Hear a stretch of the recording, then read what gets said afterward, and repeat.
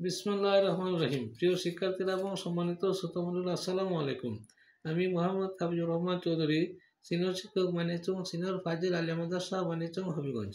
আজ আমি আপনাদের সামনে আমার স্বলিখিত একটি কবিতা আবৃত্তি করিতেছি।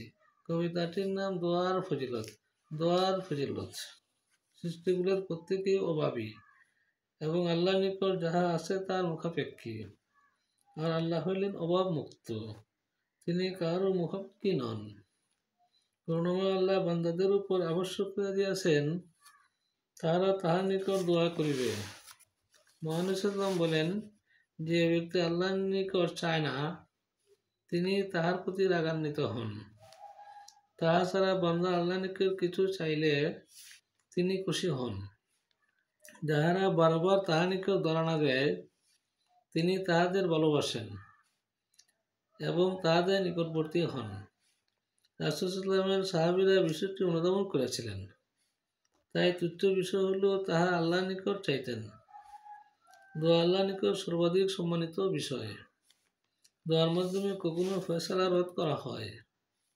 দোয়ার ক্ষেত্রে সর্বোত্তম হইতেছে সালাতের মাধ্যমে প্রার্থনা করা।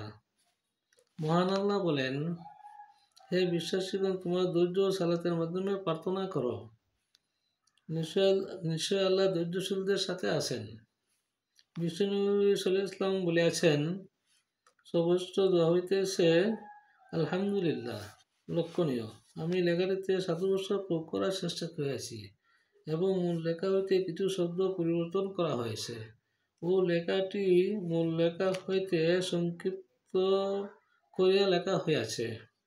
তথ্যসূত্র: বীর মুক্তিযোদ্ধা সৈয়দ নজরুল ইসলাম, 13/11/2024 ইংরেজি, বাংলাদেশ প্রতিদিন।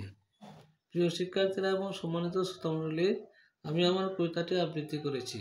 আপনাদের যদি আমার আবৃত্তি ভালো লাগে, আশা করি মনোযোগ সহকারে শুনবেন। এই আশা রেখে এবং সবশেষে আপনাদেরকে আবারও সালাম জানিয়ে আমি আমার আবৃত্তি এখানে শেষ করছি। আসসালামু আলাইকুম ওয়া রাহমাতুল্লাহি ওয়া বারাকাতুহু।